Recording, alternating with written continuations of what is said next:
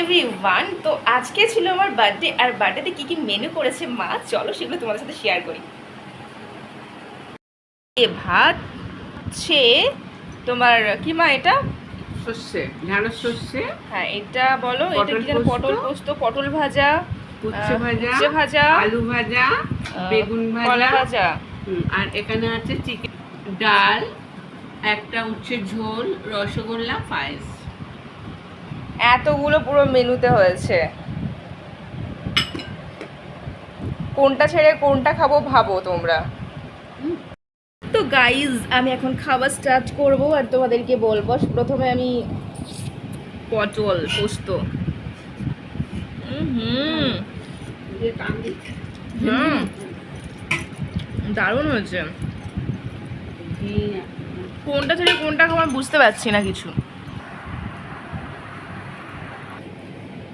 প্রত্যেকটা রান্না খুব ভালো হয়েছে।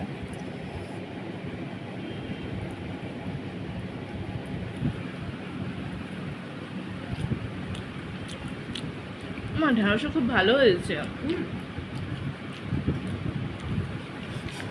চিকেন কিমা, ভেন্ডি, এইটা বেগুন। আমার বোনও হেসে ফেলেছে।